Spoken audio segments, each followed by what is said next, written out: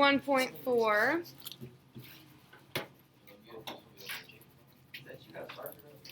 Okay.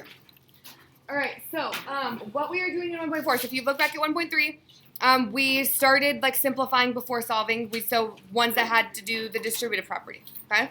1.4 is going to be ones where you have to combine like terms before you start solving, not distribute, and then we're going to do for 1.5 put it all together, where you have to do both, okay? So first thing that we're going to talk about for 1.4 is what are like terms? Correct. And we're going to put both of these together in the next lesson. No? The whole point of this unit is to solve equations. All kinds of equations. Yep. Okay. Does anybody, like it, can anybody tell me something about like terms or what they are or anything? Yep. They match, yep. So when you say they match, how do they match?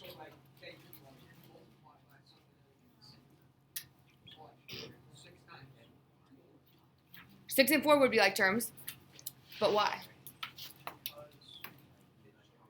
Okay. So what makes things like terms, guys? Oh, they like both, like they're both negative, or like they both. No. Numbers. Good guess. No. So, like term. Okay. What? They say combined. They're like everything but negative. No. Yeah. Or they're both like a variable. That's closer. Yep. Yeah. So, guys, focus. So, like terms have the same variable or lack of a variable. So, two things that don't have a variable, like 7 and 4, would be like terms. They also, a variable is one of the letters. Yep. Oh, that's what I meant. And they also have to have something else that's the same. So, let me ask you this. Are 7x and 2x squared like terms? No. Why? Because one's squared and one's not. So what would that be? They have to have the same what? Exponent, yeah?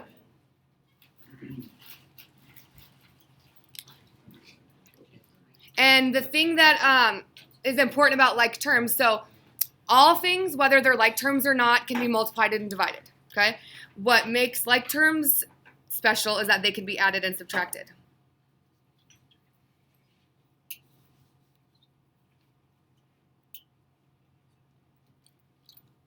If things are not like terms, they cannot be added and subtracted. So an example of something that would be like terms would be like 8x and 3x. And not like terms, things that can't be added or subtracted together would be like 8 and 7x. So one has a variable, one does not. These are called constants because they don't have a variable, so they stay constant. It's always going to be an 8. But this is a variable because depending on what you plug in there, that's going to change the value, okay? Which we're seeing that we can't add these together because when we're solving equations, we haven't ever put those together. We've had to move the 8 first and then divide and so on. So something else that I want you guys to note is that when I say the phrase combine like terms,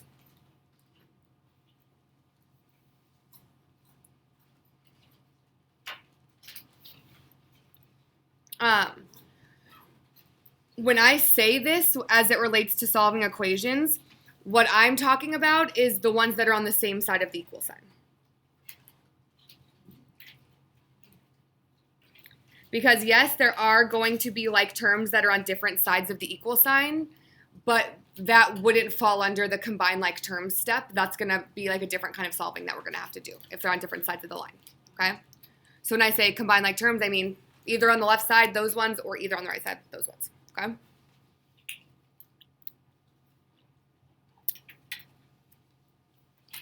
So the first example that we're going to do is, okay,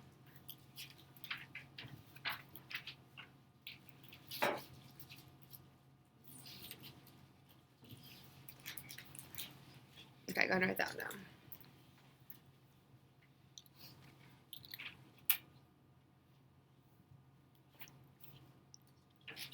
If you do not typically write the line down at the equal sign, I will tell you that doing that is really, really, really helpful for this specifically and for whenever we do the ones where the variable's on both sides. So I strongly suggest drawing your line down so you can separate the two sides.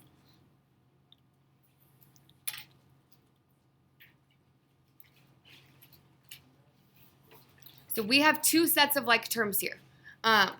What is one set?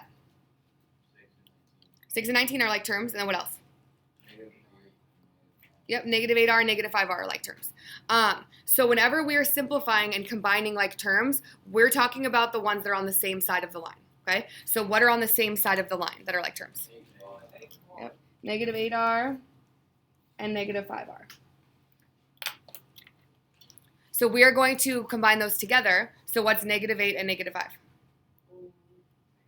Negative 13. Yep, so negative 13r. And then bring down your plus 6 equals 19. So anytime that you have things that are on opposite sides of the line, that's when you actually have to solve it. Like do the opposite to move stuff over. If it's on the same side of the equal sign, you just combine them as they are, okay? So now from here, it's just a two-step equation like everything else. So what would I do next? Yeah, minus 6. So negative 13r equals 13. And then what? Yep, divide by negative 13. So we get r equals what? Negative 1.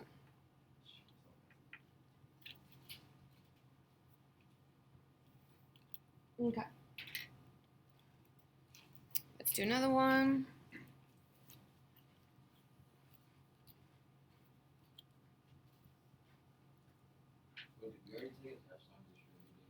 Nope, that's going to be on the next one. Yeah. So the next quiz is over the distributing one, this, and then when you do both. No. Oh, do I grade your homework? Yeah. Like, yeah, you have points for it.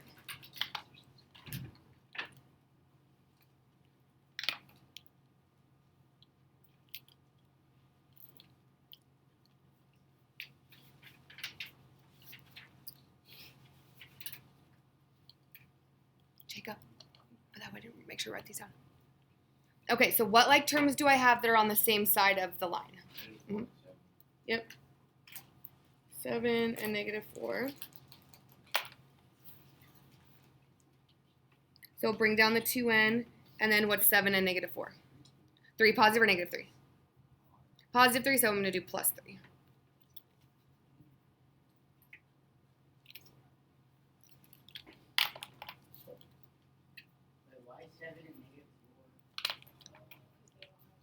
Yeah, because both of them don't have a variable and they're on the same side of the line.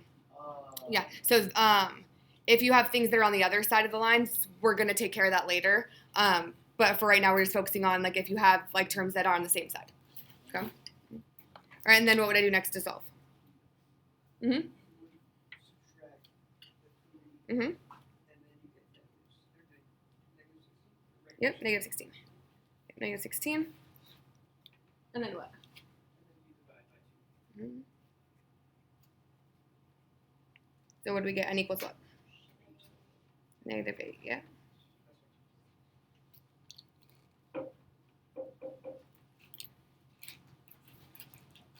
Question so far?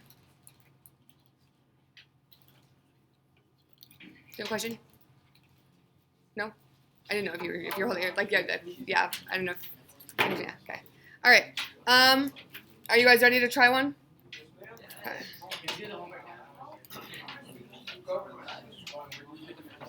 Guys?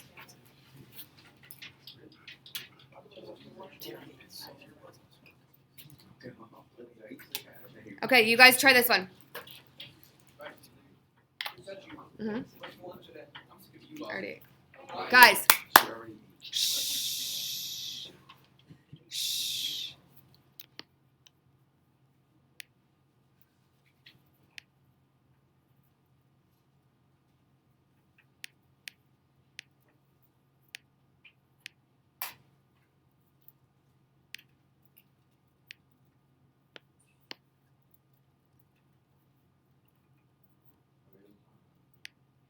Hmm?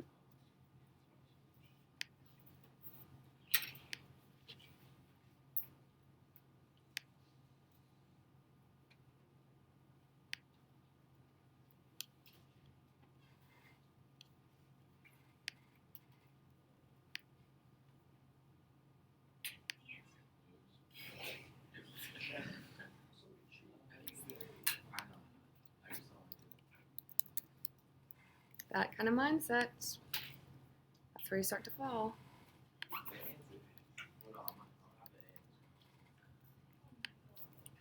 Okay, are we ready? Okay. Mm-hmm.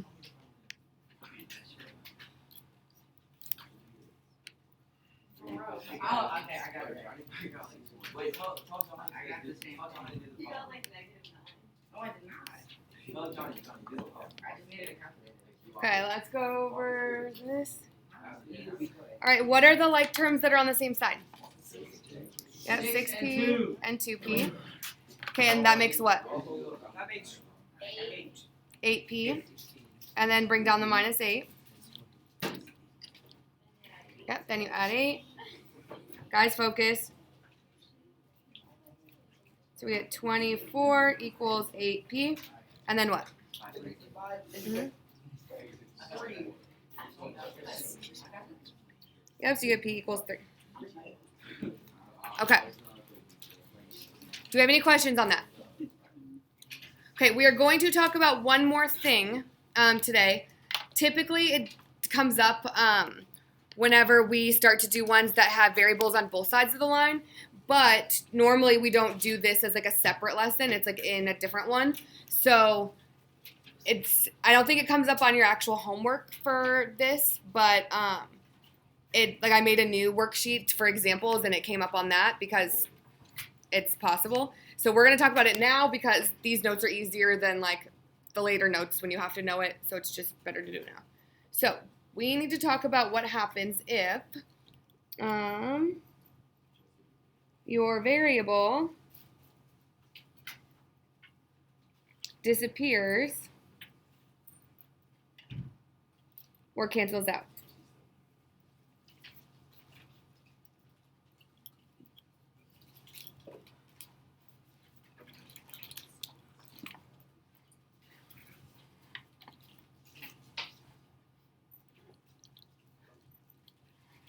And technically this could happen because if you have like terms on the same side that are variables, they could cancel out. So there's going to be two scenarios that we're going to look for. So I'm going to put two examples here that we're going to do.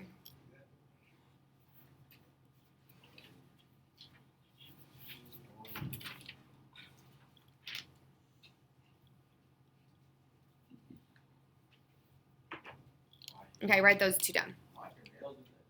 Thanks. Three of them are ripped off. I know. Literally, yeah. For sure, I have my life together, as you can tell.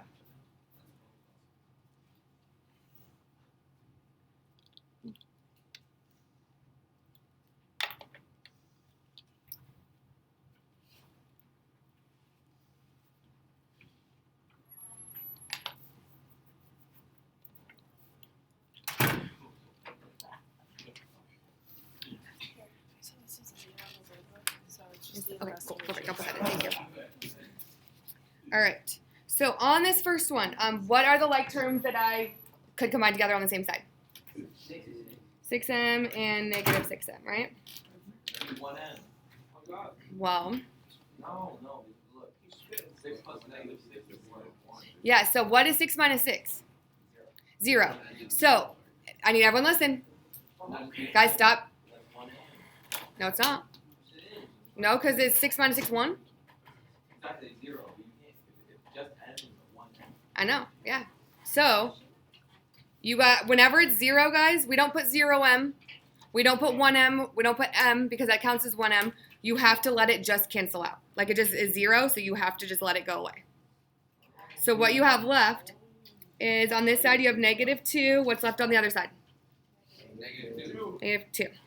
Okay. So what, guys? 0, listen. 0 as an answer is an actual answer. Like 0 is a number. You could get x equals 0 as an answer. That's not the same thing. So here, I don't have a variable left to solve for. So what you need to figure out is if this is a true or a false statement. Does -2 equal -2? Does -2 equal -2? Yes, it does. Are those the same number? Yes. -2 equals -2. That is a true statement.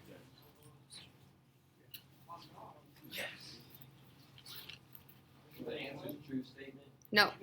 I'm getting there. But if everyone keeps talking constantly, so I can't really Okay, before we actually get in trouble, guys, if you need to move.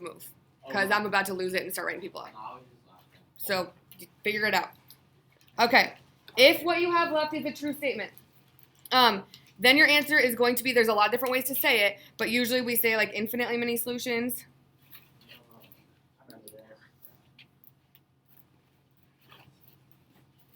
Or sometimes it's said all real numbers.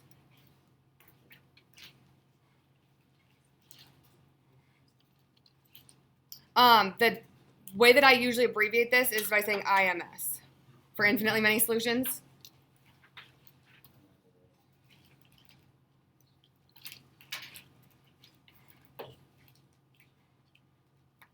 Okay, so on the other example, what are the like terms that I could combine together?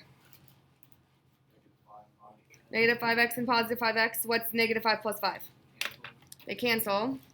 So I'm left with 0 on that side. Oh, wait. Okay, so does 0 equal 7? No. No, so this is a false No statement. solution. Mm-hmm. Yep, so that is a false statement. So this is no solution.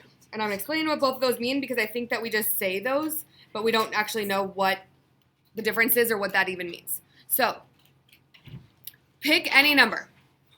47. 47, sure. If you take 47 and you plug it in for both of these m's and you solve this out, it's going to equal negative 2. Pick another number. 75. 75. If I put 75 into both those m's and I figure that out, it's going to equal negative 2. So no matter what you pick, any number that ever exists, if you plug it in for the variables, it's going to work. Okay? That's what this means. So it means that every single number will work in that equation. Everything is an answer. That's what infinitely many solutions is. This is the exact opposite. So if you pick any number, I don't care what it is, you will never find a number that you could plug in for those x's and it's going to make that equal 7. Never. No matter what, it's going to equal 0 on this side because they're going to be the same thing but opposites, right? Huh? Wait, 5 times 7, that's 35? Yeah. Yeah, so. So if that's 35, but then that's going to be a negative 35, so it's going to make 0 either way, not 7. Does that make sense? So these are exact opposites of each other. Infinitely many solutions means every single number will work as an answer. No solution means there's not a number that will ever make that work. Okay? Does that make sense? Yes? And these two you will only ever get if your variables, when you're combining them together, if it adds up to be like 0 in front of the variable. Now, if you get x equals 0, is that the same thing? No, because that just means 0 is what you plug in for x. That's your answer, 0. It's only if there's a 0 in front of the variable whenever you combine like terms. Like you don't have any of the variable left. Okay? Does that make sense? Yes? Okay. Do we need more examples of, I don't think this comes up in this lesson, but it's going to come up soon. Do we need more examples of this or are we good? Good? Okay. All right.